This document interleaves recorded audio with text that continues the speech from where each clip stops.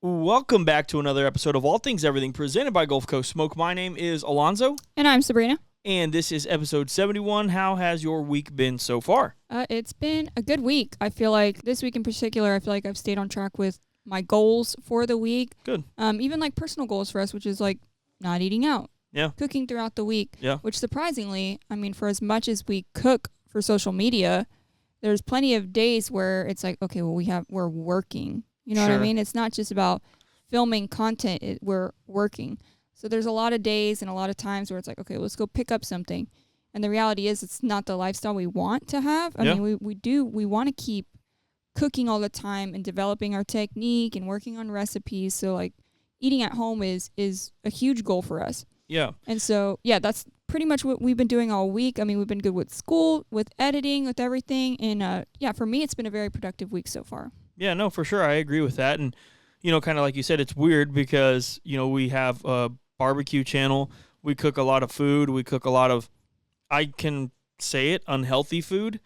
But recently, probably the past week and a half, 2 weeks, I've kind of, I don't know. I mean, I hope it doesn't change, but I've been really into like, hey, I want to do these things to like try and get my health in line and in check. I've lost a pretty good amount of weight, but there's more that I want to lose. I want to continue to try and get healthier and healthier. And the last thing I want to do is, us just eat out continuously all the time. So our goal this week was no eating out throughout the week and giving ourselves one day on the weekend to eat out if we want to. If we don't want to, that's completely fine too. But it's just something that we feel it's important for us to do. And, it's not like we're eating out every day or anything, but for example, Mondays, the girls have ballet. You guys get home pretty late, so it's just easier to pick something up on the way in. On Thursdays, we typically go over to mom and dad's. We typically eat something, and we don't want that to stop, but maybe we'll just start cooking instead of just picking something up now. So just trying to make little changes and just, I don't really know exactly what it is. I think it all kind of stemmed from my elbow.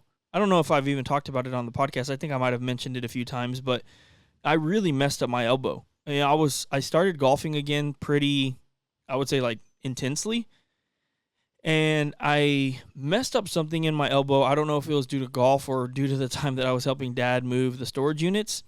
Either way, I've been unfortunately in a lot of pain for, I guess. It's been months. Yeah, it's been months.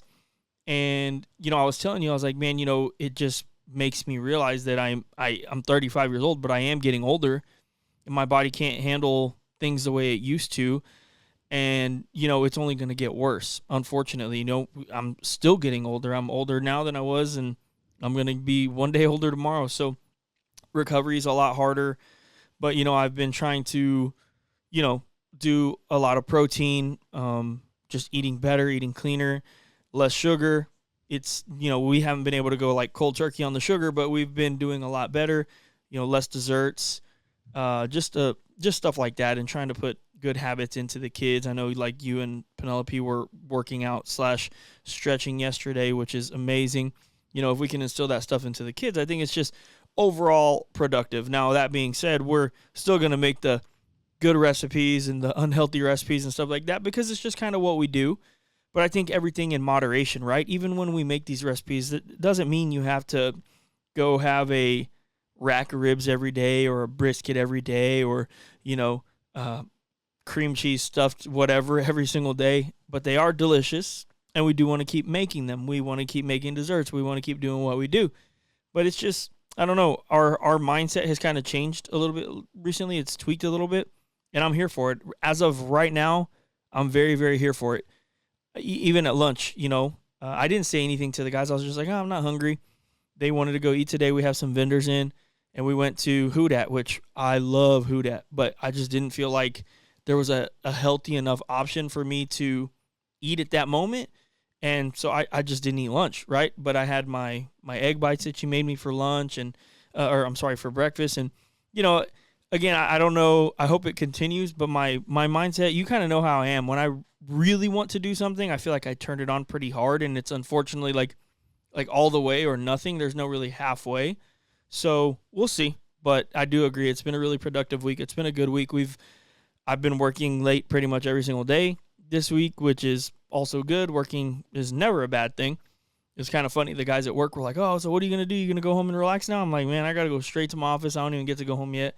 We got to film a podcast." And it's like, "Dude, like, it just doesn't stop for you, right?" And I'm like, "Man, I'm telling you, can't live an extraordinary life being an ordinary person. It's just not a thing, I don't think, right?" So we are continuing to try and work hard, but we're also trying to work hard with a purpose. And that's another thing I feel like we've also recently realized is that just working hard does not mean that you're going to make it, right? You have to have a purpose and you have to have a rhyme and a reason for everything that you're doing. So right now we have our focus really, really set and laser focused in on getting these glazes to the market. And, it's not going to be easy. We've been talking to our co-packer. We know what it's going to take to start this. And it's not going to be easy, but we're really determined. And so that's why continuing to put out content and growing our brand is very important. So if you guys are interested in hearing anything specific on the podcast or seeing anything on the videos, as always, I tell you guys to suggest it because that's how we're going to grow and continue to engage with you guys. But, regardless, yes, it's been a great week for the both of us, and that's amazing. But we did do something really cool this past weekend, this past Saturday, that I kind of wanted to take some time to talk about, and that was go to Rockport, Texas, and we celebrated with Tuttles Meat Market on their 1-year anniversary in Rockport, Texas. How did that event go? Yeah, so even looking back to the year prior, so on their grand opening, we went and we cooked samples and handed them out. So Tuttles provided, meats from their store, whether pre-seasoned or sausage or poppers, things like that. And looking back, I think this time around was even bigger than the grand opening. I thought the turnout was very good. I think one of the biggest things with doing something like that is having enough help. Yeah. And we learned from the first time around that at first it was just you and Chance. And I was like, well, I'm going to come and just see if you guys need my help, then I'll be there, right? And it ended up being like an all hands on deck thing. Yeah. And so this time around we had Chance again plus Danielle, which was a huge help. Yeah, and no big. It gets busy because you have people that they're loyal customers of Tuttles, or you have people who are still, new customers of Tuttles. And so there's people asking questions. There's people who want samples. There's people who are curious about just what's going on. So having everybody there to do something was really helpful. Even Cody was out there helping, put stuff on the pit if we were busy, right? Yeah. So it was a really busy event, but it's always really rewarding when you see like the influx of customers going in. And I love what Tuttles has going on in Rockport because it's like, I think that's a growing thing right now is when you have these like these pre-portioned, vacuum-sealed meats, quality meats, right, and ready to go. Yep. And so I really like what they're doing, and I'm glad to see it so successful. Yeah, I mean, my relationship with Tuttles is incredible. Our relationship, I shouldn't just say my. Our relationship with Tuttles is incredible. And, it's one of those things I feel like it's kind of hard to be friends with people, especially if you're kind of like doing business with them. But over the past 4 or 5 years, as long as I've known Cody and Matt, our relationship has really blossomed into they are my friends now, especially Cody. And, him and I talk about content, talk about business, talk about growth, talk about, hardships and having employees and insurance and a lot of different things. I've picked Cody's brain on a lot of stuff because I do think we're headed that direction. But the thing that, like you said, Tuttles has going on is just really incredible. The community they've built is amazing. And you see it whenever they do these little events. Well, I say little, it was pretty dang big. But when they do events like this, they turn out incredible. The support is amazing. And, I love going out there and doing stuff like that. I talked to Cody after the event, and he's like, man, it's just, you can just kind of like tell that this is your thing. And I'm like, man, I'm not BSing people when I say I love this. I do. I have so much fun doing it. I mean, you saw it. I was sunburnt as a heck afterwards, but I don't know. I just didn't even realize it in the moment. I'm just slicing meats, talking to people, showing them our products, showing them the products that Tuttles has. And I feel genuine excitement for that. Right. And it's like the same thing that we've done in the past. We've done it with our good friends Boari too. We set up in the front or the back. I think we didn't we do the 1-year anniversary with Boari as well? I think so, Yeah, yeah. that was in the back when they had the music and everything. And it's like those types of opportunities are just so incredible because I get to get in front of people. I get to cook food. I hopefully get to showcase how good I can cook. And then on top of that, hopefully we can showcase our seasonings as well. And this past weekend, one of the opportunities that we got was Cody's amazing. He's like, dude, do whatever you want. You can season with whatever you want. You can sauce with whatever you want. So we took out our glazes. We took out our cherry pineapple glaze and our double apple glaze out there. And, we talked to the people and said, hey, this is a glaze that we're trying to put on the market. I want some honest feedback from you guys. Don't be afraid to hurt my feelings. I'm trying to bring this to the market. It's something that my wife and I are passionate about, and we really want this to be a great product. And man, I mean, we got such amazing feedback on the glaze that I just have so much excitement for it. Kind of like we talked about a second ago, there's a lot that's going to go into this glaze. It's a lot different to do the wet ingredients over the dry. There's the FDA testing. There's the shelf life testing. There's, of course, pricing that's going to be a lot different. But, like I said, we're determined, especially after hearing the positive feedback from so many people. It was like, it was amazing. It really, truly was. And, we had been working on these glazes. We've been working on these glazes for so long now. We've never had to work on a product this long. Where it goes from I make it in the kitchen to you learning how to make it, because we feel really it's important for both of us to understand what's in our product and how we're making our product. And that's the other thing, right? It's like shelf stabilization is huge when it comes to wet ingredients. So there are a few other ingredients that have to go in there that, like, Sabrina and I aren't putting that in whenever we do it at the house, right? And they are chemicals, right? But they're obviously they're created for this. They're safe to eat. There's just so much that goes into it. I wanted to make sure there's no red 40 in our cherry glaze, because although I would love for it to look nice and shiny and red, I don't want to do it if it's going to have the red 40 in there. Again, I'm not the healthiest person in the world, right? But, like Sabrina and I have done enough research to know that, like, red 40 is not good for people to just continuously ingest. And, I'm not perfect. The kids have eaten candies with red 40s and all that stuff. I'll openly admit it. But, again, that's kind of something that we're trying to change in our lives as of recent. And, it's not something that I want to put in products and sell to people and profit off of that. It's just not what I want to do. So I was super excited to hear about how many people loved the glazes. And from your experience of just like how I was applying them, the little amount that I was applying to the pork and stuff that we were eating, what did you think of the glazes? What did you think of, like, the overall experience in general with them and the feedback that we got from the people? Oh, yeah, for sure. So kind of going back to what you were saying with, pulling up to, like, the meat markets or places or, outside the office and cooking samples, it's kind of what grew our business in the first place, getting people to try our products. And I think that's the best way with these glazes to test them out. I don't think the best way to test them out is competition. Yeah. Because at the end of the day, and we said this, I think, on the last episode, we're not marketing these for competition. Now, they can be used for competition like all of our products, but none of them are ever made specifically to just be for competition. We want the backyard consumer to really enjoy them. And I feel like with glazes especially, the backyard consumer doesn't really know how to apply them as well. It's just not, they're used to putting just sauce, if anything, or no sauce. Mm-hmm. So I think this is the best way for us to really, spread the word on it and get people to try. Yeah. And so especially on, you took the pork steaks and you're mixing a little bit of sauce and a little bit of the glaze.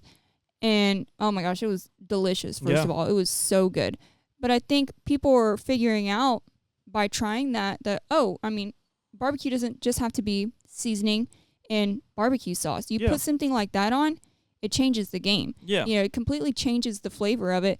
And it's not like it's something that you have to make in your kitchen. It's something that's already bottled, right? Yeah. It's not like it's going to take all this effort to add that into your barbecue routine. You know what I mean? Yeah. So I think that's the best way for us to really get people to try and get their feedback. So it was really exciting to see, because I was kind of in the back. Since you were slicing, I actually was kind of cooking. Yeah, this time, which was strange. No, but it's funny because, I was talking to Cody and Chance and we're like, man, dude, Sabrina gets it, bro. I'm like, dude, she's watched me cook so much that I'm not just trying to be nice. I swear, I really think you can cook a competition on your own. I really, truly do. And I feel like you can cook a brisket on your own now. I feel like you can do it all on your own because you've seen me do it so many times. And I genuinely feel like if it's not exactly like mine, it's going to be pretty damn close. Right. Just because, like, again, we've done everything together. Yeah. When it comes to doing a backyard brisket, I show you what I'm doing. And I'm not even really trying to teach you. I'm just like, hey, come check this out. Like, this is, or we do so many videos, and I'll tell you, like, hey, on this shot, I really want to talk about fat rendering. So, like, try and focus on the parts where the fat is bubbling. And then you kind of know what you're looking for. And so I genuinely feel like you can cook. If I told you, hey, I have to go to Corpus on Saturday and I need you to go to Tuttles and cook, I genuinely feel like I wouldn't even worry about it because I know you cook just as good as me because basically we've cooked everything together since day one, since we started this. I mean, you've done ribs before on a video or wasn't it like you versus me in the, no, you just cooked the ribs and they were like, I mean, they're perfect. They were perfect. Or even we did a long time ago, we did the steak versus the steak.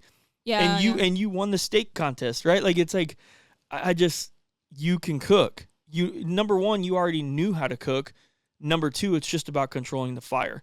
I think that would be the only struggle I think you would maybe have is controlling the fire, because even at that, I was still, controlling the fire. But like, the Outlaw is just so good and easy. I do not think basically anybody would struggle keeping temps on that thing. That's just it is the best offset I've ever used, and it's not even close. Yeah, I mean, we had the drum out there, and that's easy to control. Control. And then the offset, it was just like, at times, if you weren't doing anything, I was like, hey, maybe this needs wood. Yeah. But then if you were busy, I'm like, all right, well, it kind of looks like it needs wood. I'm just going to put it. Yeah. And it really is as easy as just closing or opening vents to control temps. Yeah. But back to the point, I was on the back burner cooking, and I could hear the responses that you were getting about the glaze and seeing the people's reactions.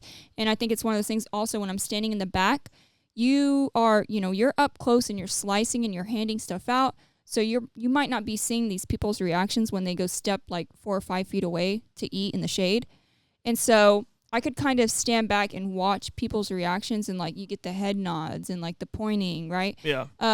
So it was really cool to see the reaction of that. I think everybody really, really enjoyed it. And the thing is you were telling people, it's not like you were just like hiding the fact that, hey, I'm just going to put this on there and see what people think. You were telling people, hey, I'm putting this on there. Let me know what you think.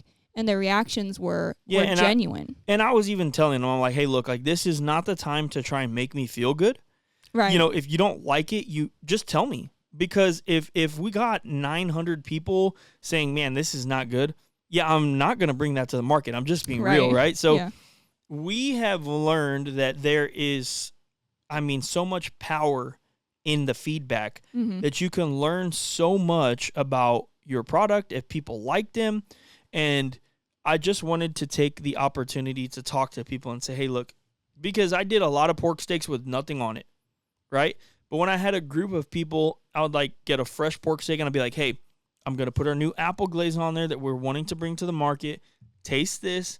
Give me some instant feedback. If you guys like it, that is amazing. Tell me what you like. If you don't, tell me what you don't like, right? And, even Cody and Matt were like, dude, like 1,000%, this is an incredible product. And I've seen and read so many things, and you kind of mentioned it, right? It's a pre-bottled piece of, condiment, I guess, or whatever you want to call it. And so many people are, when I see it on barbecue forums or on Facebook or whatever, what's the best seasoning? Oh, salt, pepper, garlic. I make it in my house. I would never buy a bottled seasoning. And my only rebuttal to that is give people the benefit of the doubt. I promise you, every product that you have tasted of ours was created the same way that you are saying that these need to be created. Exactly. And I'm telling you right now, Sabrina and I have sat at our kitchen and made a lot of horrible rubs. We did a lot of horrible batches of glazes. What we do is we get these recipes, we sign NDAs with companies, and we trust them to make our blends, and we trust them to make them shelf stable, and we trust them to tell us, hey, that's not going to work because in the long run, that's too much sugar. That's going to spoil in 2 days. That's going to do this. It needs this chemical in there. These people get paid a lot of money, I'm sure, and to do this. They're food scientists, right? So for anybody that thinks that, I don't want to argue about it, but I will say that just think about that. A lot of us, I can genuinely tell you, Sabrina and I have put every single product together ourselves in our kitchen, the same way that you guys are saying, like, man, I would never buy anything pre-bottled. I make it at my house on my own. Well, so did Sabrina and I. We just decided that we wanted to share the flavor with hopefully the whole world. So just if you ever have that mindset, like, I'm not going to buy anything pre-bottled. I'm not going to buy a pre-bottled glaze. I can make my own. Well, we did make our own. And we decided that we wanted to share it with the world. And that's exactly why and where we're at, right? That's where we're at with it.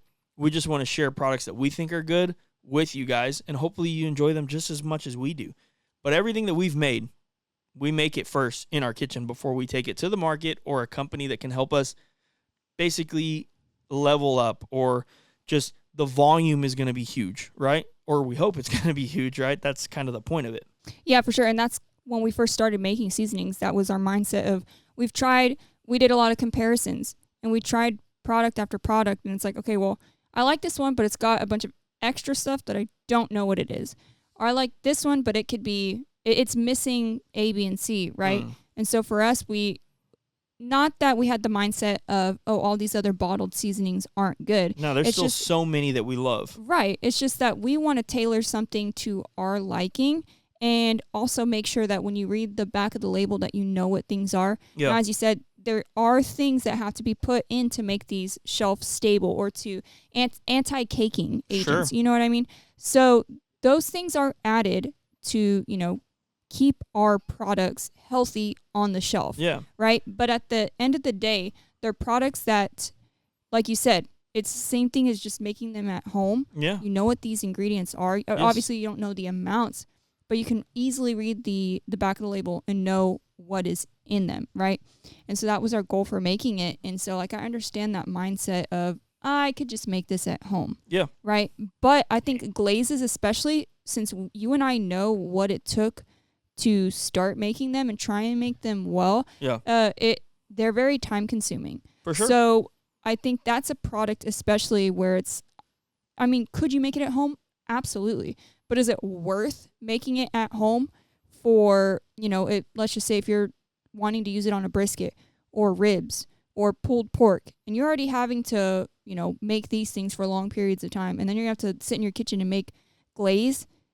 And so that's for us. We want to offer a product that's going to take out the hassle for people of making it at home. Sure. But it still tastes like a homemade product. Yeah, no, and then 100%. especially without, kind of like you mentioned, not having the red 40, even though we would like a very vibrant red color.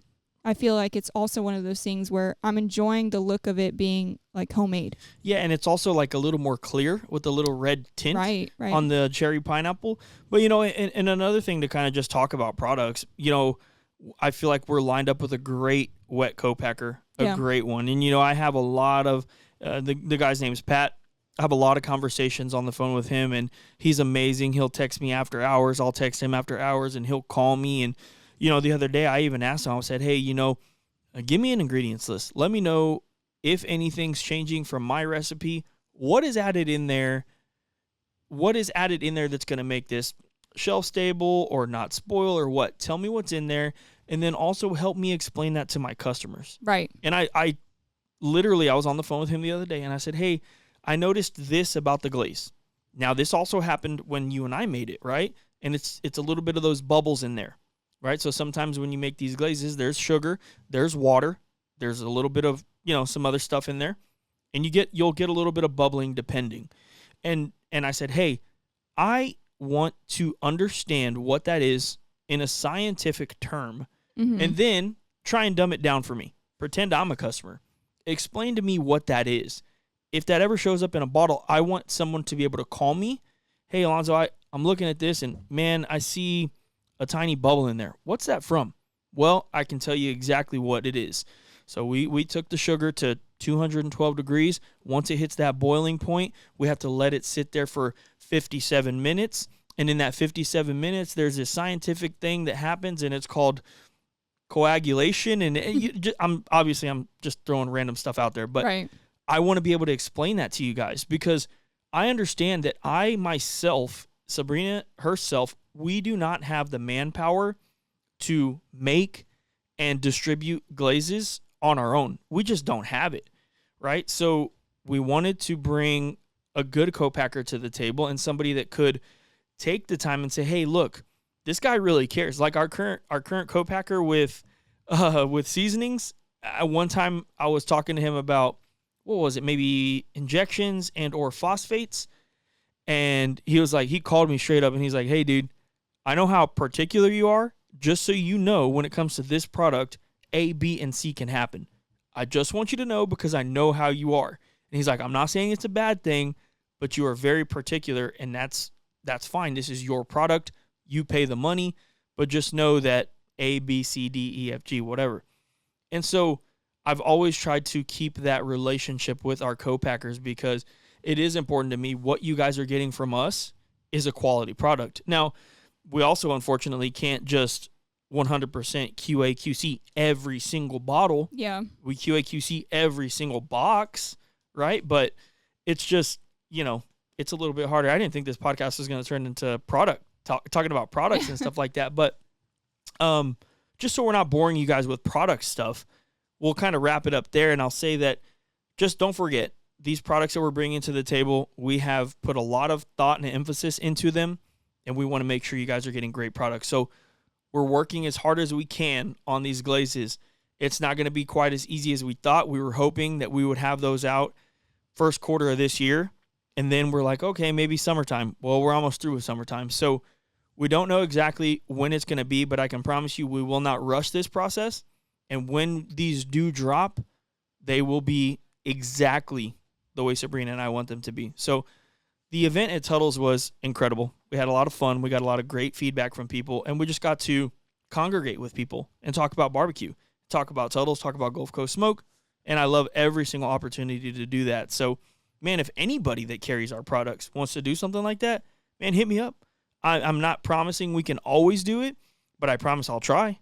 So either way, it was an amazing past weekend at Tuttles, and we were very, very grateful that they invited us out and had us there hanging out with their customers and with them. Shout out to Cody Tuttle, Matt Tuttle, Stanley Tuttle, the three men behind all of it. And they're great men. I really, really love them, and they're just awesome people to know. So shout out to them. Congrats on 1 year, and hopefully for the 5 year or the 10 year, we still have a wonderful relationship and we can do something there. Yeah, absolutely. So moving on to our recipe of the week. Yep. I'm super excited about this one. Yeah. And this was one where, we consume a lot of food, social media, TikToks, Reels, because we enjoy food. And so we always see things that'll kind of spark our interest and, spark ideas. And I just seen a lot of people like cooking chicken thighs. Mm-hmm. And I'm like, man, we haven't done just a regular like smoked chicken thigh in forever. Mm-hmm. We do a lot of competition thighs, but those are very, very different from backyard thighs. Yeah. So we decided to put out a video on smoked chicken thighs. Sure. And let's talk about the process, because the skin on these was unreal. Mm-hmm. Yeah, so I mean, when it comes to smoked chicken thighs, a lot of the times people will think, oh, it's probably got really rubbery skin. Right. And it's probably really chewy. And I'll always say that that's because you didn't cook them long enough. Well, even when you get the chicken, like most chicken thighs from the grocery store, they've got a lot of extra skin that people tend to either cut off, or if you're baking it in the oven, it's it's always really wet. Yeah. Yeah, and so I think that I mentioned it in the video. Moisture is your biggest enemy when it comes to chicken skin in general, right? So we could have easily ripped the skins off, cleaned up a little bit of that fat, and we could have just cooked those thighs to 200 degrees and they would have been banging. Guaranteed. But I wanted to keep the skin on, and I wanted to really focus on getting that crispy chicken skin, because I do think that a lot of people struggle with it. Yeah. And I think, even when we do TikToks or Instagram Reels or whatever, and a lot of people really struggle with the fact that you can cook that chicken to a higher internal temp. Yes, it is done and safe to eat at 165 degrees, but you are not going to get that skin the way you want. I guarantee it. And the reason is because you have to render, and I mentioned it in the video, and I was thinking about it, I'm like, man, I have talked so much about rendering fat lately that it is probably annoying. And I get it. But I stand by it when I say that I think that is one of the most important things when it comes to cooking good barbecue. Right. And I'll tell you why. Because fat is flavor, 100%. But if you don't render that fat, and what I mean by render is break it down, melt it a little bit. It's a hard piece of fat. It's not an enjoyable piece of fat. That's why a lot of people don't like fat when it comes to brisket. Even the flat, they don't like the fat there either. Even though it's a really, really quarter-inch thin piece, they don't like it because it's not properly rendered. Mm-hmm. And that's when, on a brisket, for example, it's not properly rendered. If you wrap it too early, it's not going to render properly, right? And then you wrap it a little too early, you're still pushing water out of that brisket, and you lose your bark, and then everything just kind of goes bad. I think the biggest thing with barbecue in general is impatience. A lot of people want instant gratification when it comes to, I'm going to cook a 2-hour rack of ribs or whatever. You can still do that. But the point is, don't wrap too early. Make sure your fat is getting a little bit yellow. You're actually rendering that fat. You're melting it down. You're turning it into something that is going to be part of the experience of the food. And that's something that I've really talked about a lot lately is making it a part of the experience. For example, when we went to GW's, their ribs were rendered very well. That fat becomes a part of the experience. When we went to Burnt Bean, their brisket, the fat was rendered very, very well. It becomes part of the experience. So you take a bite, you have that beef from the actual meat itself, the beefiness, and then you get that really, really soft and succulent piece of fat, and it doesn't make it so hard to eat because it's rendered. It's really squishy. It's a little sticky. It's almost a little bit sweet. And again, all of those things really round that dish out, and it makes for an incredible bite. And I think it's the same thing with these chicken thighs. So in the video, I also talked about it. Hey, there is some fat under this skin because what I did was I peeled the skin back and I seasoned under with that base, salt, pepper, and garlic. And I said, hey, there is this fat under this skin. Some people would cut it off. Today, I'm not going to because I do want to make it as hard as possible for me to get that. I didn't say that in the video, but that's actually what I was trying to do. I was trying to make it as hard as possible for me to get crispy chicken skin. Right. And we didn't do any trimming. We didn't even cut off any of the excess skin, nothing. We left it all there. And man, we just cooked those chicken thighs, I would say, just about perfectly. So we used a Gateway drum smoker, and drums are not as dry of an environment as people would think because you do have the fat dripping on the coals. It's creating a little bit of steam. So it also makes it a little bit harder to get that convection and that dry heat in there that's going to get that skin really, really nice and crispy and that fat rendered. But what we did was, and I talked about this in the video, we brought that drum up slower than normal, right? So we started around 260 degrees, 265. We put the chicken on. You didn't hear a sizzle when we put it on, when normally on a drum you will hear a sizzle, but you didn't hear it that day. We brought it up slowly. We let it get to that 300 degrees, and then we locked in those vents. So in between that 260, 265 to 300 degrees, I threw the tiniest piece of post oak on there. I mean, it was like, I don't even know how. 2-inch by 2-inch. It was block. tiny. It was tiny. So the skin and everything is really capturing that smoke in the beginning. We talked about this also recently. A little bit of dirty smoke, I'm doing my quotations. Mm-hmm. A little bit of dirty smoke is okay. That piece of post oak was so small, it was burnt out in 15 minutes. Yeah. And then I just got lump charcoal from there on out. But in that 15 minutes, it's hitting that chicken pretty hard. I'm getting that smoke flavor. I'm getting a little bit of that color. And the thing is, if you guys look at the color of this chicken when it was done, you can tell it was smoked. 100% you can tell it was smoked. But not overly smoked. Not overly smoked at all, but you can tell it was smoked. It has that deep mahogany color, which is what a lot of people will talk about. And so once we locked it in at 300, man, we went about an hour skin side up, okay? After that hour, the chicken was actually done, right? Or close to done. I think it was temping around 155 or 160 degrees, if I remember correctly in my brain. And then what I said was, okay, what we'll do now is we'll flip it over, right? We're still rocking at 300 degrees. We still got that smoke and that steam coming up from the fat dripping on the coals and everything like that. We'll flip it over, And man, we flipped it over. We let it cook like that for about 30 minutes. And then even if whether it was done or not, I didn't care. I flipped it back over, and I just wanted that skin to kind of dry out. But when we flipped it back over, you could already tell the skin was just about there. Yeah. It was just about there. And once we were finally done, that chicken was probing at 200 degrees internal. 200, 202. I promise you, it is not going to be dry. It is not going to be whatever negative thing you think. It is not going to be that, because the dark meat can handle it. Yeah. It'll pop off the bone. It'll have a better texture. The flavor, everything is just going to be better. Well, the flavor, not necessarily, but I think texture and flavor kind of mold together. Well, and I think the flavor, so kind of to backtrack a little bit, we did brine these chicken thighs. Yes. So we brine them, if you look on the back of the bottle of Trifecta, if you use 32 ounces of water and a half a cup of Trifecta, you can use that as a brine. Mm-hmm. So that's exactly what we did. We got 32 ounces of water, 4 cups, and then added the half cup of Trifecta, brined those for about five hours, around 5 hours. Took those out, and as you said, the most important part was making sure that those were very dry. So taking a paper towel, making them very dry. On the backs, seasoned with that base and Trifecta. Mm-hmm. Flip them back over, move the skin, that base under the skin, and Trifecta over the skin, right? So the flavor as well. Deep flavor. Deep flavor. Now, with the drum, I think with flipping them like that, yes, they have the smoke from that post oak, but they had almost a grilled flavor as well, like a burn and turn chicken thigh that we really, really like. It had that fat, and chicken fat is really like the least desirable of all fat on proteins. It's if you look at it, it just looks so nasty. Looks like there's nothing appetizing about it.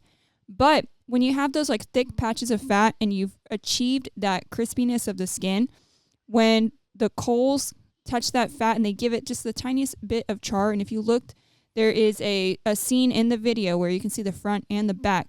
It has perfect smoke color, but it has a tiny bit of like char around the edges. So the flavor on these was so good. Yeah. No, I agree. And one of the things that I did towards the end, and I said it in the video as well, I actually haven't even watched the video, so I don't know if this part got into the video, but I did say this. I said, okay, the chicken is done, right? It's done. But what I'm going to do is I'm going to open all these vents all the way wide open, and we're going to get it really hot. And what I want to do is I want to get some char on the bottom of this chicken. I want this to have that smoky flavor, but also have that backyard grilled flavor. Right. And I mentioned this also in the video. That's what we've been doing with our chicken in competition. Mm-hmm. I'm not saying that that's the only reason. We have made a lot of changes when it comes to chicken, but we have been doing that with our competition chicken. And I do think that when you taste our thighs, 100%, and our half, I mean, we've done both, 100% you get that backyard flavor. Yeah. Right? Even though there's smoke, everything is smoked. Like when we do our half, we're still protecting it with some onions, pro tip, right? We're still protecting it with onions, but in the end, we open those vents up, we get it really, really hot, and we blast it. And we're not doing it for long. We're doing it for a very short amount of time. I won't say exactly how long, but we're doing it for a very short amount of time. And then when you flip that chicken over, even on the half, you just see that fat and everything bubbling. You see the lightest bit of char. And I do think that it's made a difference. And I think it made a difference in that video as well, in that recipe, because we did have the perfect smoke flavor, but then I got it. It was hot. And you guys can probably even see it in the video. The flames are like almost touching the bottom. Those drums can get out of control if you guys don't watch out. Well, yeah, I mean, we only had them open for like a minute max at a time. And yeah, the flames, especially it's windy in our area right now. So you get a little bit of a gust of wind and they'll instantly start rising. Yeah, and so those drums, they can get out of control, so you have to be very careful. But I've also mentioned this. We would typically never keep a drum open that long. It's just very hard to not have it open when we're trying to film. Right. We want the best shot. Okay, we got to move. Filming for TikTok. Yeah, filming for everything, getting stuff for just, it makes it hard. So Sabrina and I have to watch out when we're doing stuff like that, because we can let it get out of control, but we were able to control it, obviously, and this is exactly what we wanted. We wanted that char flavor on the bottom of the chicken, so you get that great smoke flavor. We brought them up low and slow. We held them at 300, and then towards the end, we were blasting it like 450. You know what I mean? We're just like, we're grilling it at that point, and it only did that for about 3 minutes. You know what I mean? It wasn't long at all, but we got that perfect char. Yeah. So that chicken, as genuine as I can be, is probably the best chicken we've cooked in 3 years, 2 years. I mean, it was. Oh yeah. It was perfect. It was really perfect, and I think that I might have mentioned this in the video. If not, I talked to you about it. The evolution of cooking in general is so fun because you do feel like you get better at this. Mm-hmm. You understand a little bit more. Even if you don't want to be scientific about it, man, you just kind of learn things as you go, as you keep cooking. I got to render that fat. I got to get that chicken skin dry. I got to make sure I season under the skin. That's going to add more flavor or whatever it may be, right? So in general, you guys really should have watched that chicken video. I mean, the crunch. Yeah, and so that's the other thing I wanted to say. That crunch was not fabricated. That crunch was not like we didn't. No sound effects. Yeah, no sound effect. That was that crunch. And again, I haven't seen the video, so I'm curious when we go home later. I will watch it on the TV, and I'll see what it looks like and I'll see what it sounded like. But that was a 100% genuine crunch. You can tell by your reaction too. Yeah, and that's like I do remember I bit it and I kind of like looked up at the camera like, oh my gosh. It was just great chicken. So it makes my mouth water thinking about it. I definitely think you guys should try that recipe out and, just let us know what you think of it, because I do think those little tips are going to be really, really great for your chicken. And we talked a little bit more about things and chicken in the video. So go ahead and give it a watch. It'll be linked in the description right now, and we could put a little card up here. But, it was a great video, I felt, and it was a great recipe overall. The chicken was just incredible. Yeah, a great weekday recipe for sure for anybody out there. I mean, and that's the thing, right? I came home after work one day and we did all that within the time frame when I got home from work, and you brined the chicken while I was at work, and then we did our thing. So it's not a long recipe at all, and you guys can do it whenever you want. Yeah, absolutely. So moving on, we did have some questions up on Facebook, so let's get into those. And I just randomly decided to do that literally about 25 minutes before we started the podcast, just in case we got any questions as we were kind of doing it, because I do like answering, and I do feel like a lot of people will bring up really good topics. So we have a few minutes here. We'll go over a couple. We may not get all of them, but we will get a couple in. For sure. And Kyle Sadler doesn't really have a question, but he put a topic, smoked birria, which is like the tacos. I think typically, well, no, not typically. Traditionally, I believe they're made with cabrito. I don't know 100%, but a lot of people these days will do it with like a chuck roast, or they'll do. And we actually, do you remember we bought that brisket bomb? I mean, the birria bomb thing. Yeah. Where you can just kind of like throw it in. And we had we had thought about trying to do a recipe, and we never did. So we need to do that, especially since Kyle's asking. Yeah, and it's got like a sauce in it, or they make a sauce separately. It's like a consomme. Right, and then you like dip it in that. A lot of people will take like the tortillas with they'll put the cheese and let that melt, open it back up, add the meat, dip it in. Yeah, it looks really good. It's a really popular trend. Yeah, we'll have to try it one of these days real soon. Randall Hicks says, I'm finally current, so I'd like to say, how about big shakers for Southern hospitality like Trifecta? Also, what's your go-to appetizer to smoke for our family get-togethers? Mine is jalapeno poppers, but would like to expand. So first and foremost, the big bottles, we probably already should have released them. We have the labels and everything. We've just been so caught up with trying to do the glazes, and you guys got to remember that it's just Sabrina and I that work for GCS, right? And, we have like Chance and my dad that help a lot, but unfortunately, like Chance lives an hour and a half away, so we can't really get him too involved in the company as of right now. One of our goals is to move him over here and have him work full time for the company, but we're just not quite there yet. He actually did start taking over some of our social media, so shout out to Chance for doing that. He's been doing a really good job. One of my biggest things was I was scrolling too much, commenting and then making the posts and then editing and all that stuff. So Chance took over some of those duties for us, and he's been doing a really great job. But back to the big shakers, they are coming. We like I said, we should have already had them, but they are coming. So be patient with us if you don't mind, Randall. We appreciate the love on the Southern hospitality. And go-to appetizer for me, it's definitely going to be pork belly. I think we make really good pork belly. We've made it a few different ways, and I just feel like if people are coming over and I'm trying to impress them, I'm going to throw some pork belly. We'll probably throw some cream cheese with our apple glaze on there, a candied jalapeno, and that's going to be fire. I think my go-to appetizer's got to be like a queso. Yeah. I know like HB's got that brisket queso, which is very, very good, but hard to beat. Any sort of queso that's got, throw some meat in there I like to take whatever protein we're grilling or barbecuing, and just drag it through queso. Yeah. So that's my go-to right there. Yeah. Donnie Howard says, "Ma, the meatloaf's done," and he's referring to the picture that I posted with these questions. And I was just trolling, and I was like, I enjoy a competition brisket picture, but it is a picture of a smoked meatloaf that we did recently. So shout out to you, Donnie. Domingo Salinas Jr. says, for your brisket injection, are you all heating the injection or just mixing and putting it straight into the brisket? And what's in the wrap? LOL. Maybe I should just say, when's the next class? Keep up the hard work, brother. Yeah, I mean, Sabrina and I had this conversation last night. There's no excuses, but we've just had a lot going on lately. And I know that's going to happen when you're trying to build a business. We have so many things that we need to do. We need to get the big bottles. We need to, get glazes on the market. We plan on doing a free barbecue competition this year. We need to do the class. We have a couple of trips that we have to make. And there's 4 months left of the year, and it's like, okay, how many weekends is that? And most of those weekends are already dedicated to something. Yes. So we've got a lot going on right now. And like I said, it's not an excuse, but we're trying to figure everything out. We should be announcing another class here very, very soon, and we hope to see you there, Domingo. Michael Robertson says, pizza on the Outlaw. Now, that's something we haven't done, but I guarantee you that microwave shelf can probably cook a really hot and fast pizza. Yeah. And that's something to try, actually. Pizza on the offset. Yeah, I bet you that. It's been a while since we've done like a barbecue pizza. Yeah, we haven't done that. We'll actually have to do that really soon. Really good suggestion there, or just topic in general, Michael. Yeah. Randy Zamora, he just gives us some emojis. Got a smiley face emoji, a strong arm, and a flame, I think, in reference to that meatloaf. Yeah, no, it was incredible, for sure. Yeah, it was good. Brandy Luke says, I just want a smoked pecan pie. Yeah, which we did that during the holidays last year. We did 3 different pies. We did an apple, a pecan, and a pumpkin for the holidays.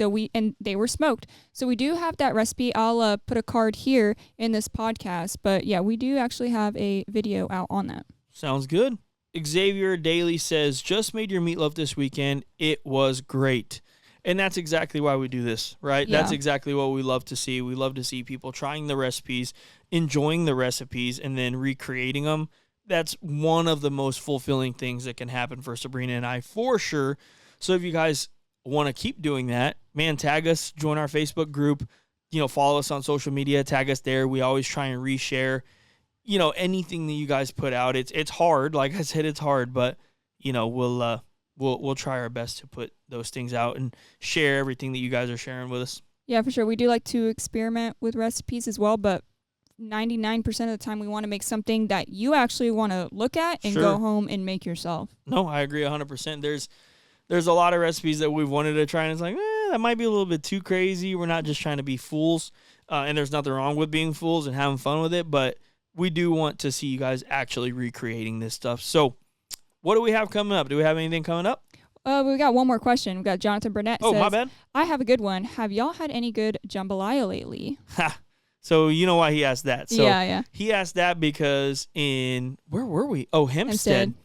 Jonathan came out and did a shadow class with us, which, shout out Jonathan. He's an incredible dude.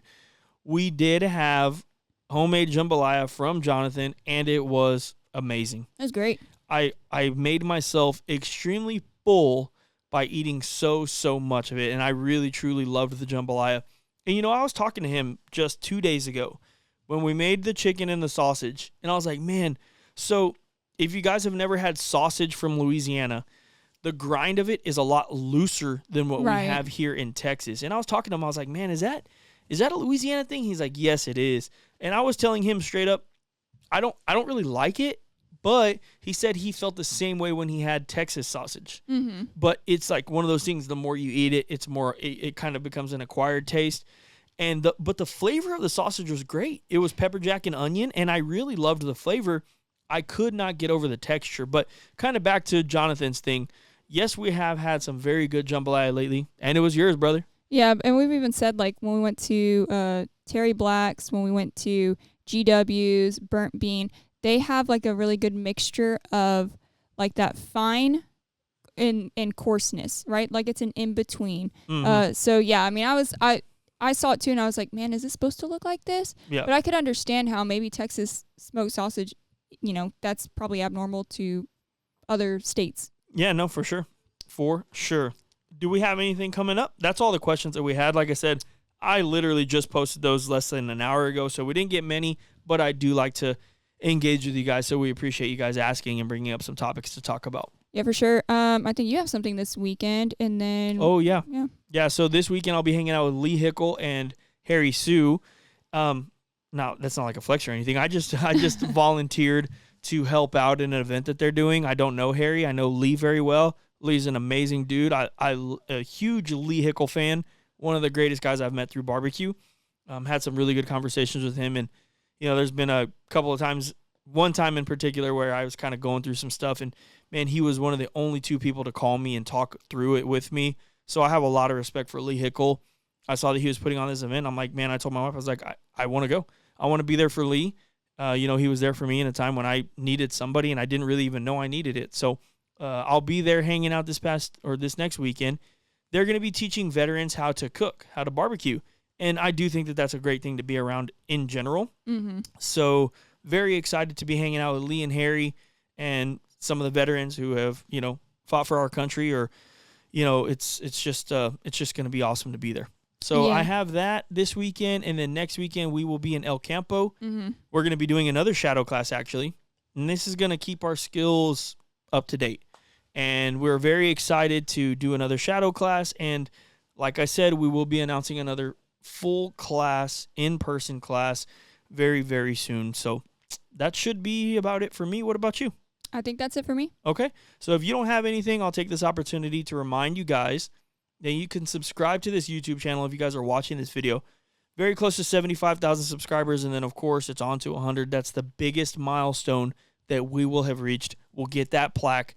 We're grinding every single day, trying to grow, trying to do all the things that you guys want to see. Again, I mentioned this earlier, but if you guys want to see anything specific, man, drop a comment. If you guys want to hear anything specific, any topics, drop a comment. We always read them, and we're always trying to respond, and we're always trying to make sure that we put content out you guys want to see. If you guys are listening to this on Apple, Spotify, or any of the podcast platforms, man, share it with a friend. Maybe they want to hear us talking about products, meatloaf, barbecue competitions, more products, because I talked about that a lot today. And yeah, be on the lookout for a lot of things coming from us. We are consistently working every single day on trying to level this company up, and just GCS in general, the content, everything. So if you don't have anything else, I'm good. We'll see you guys, and you'll hear us on the next episode. Peace.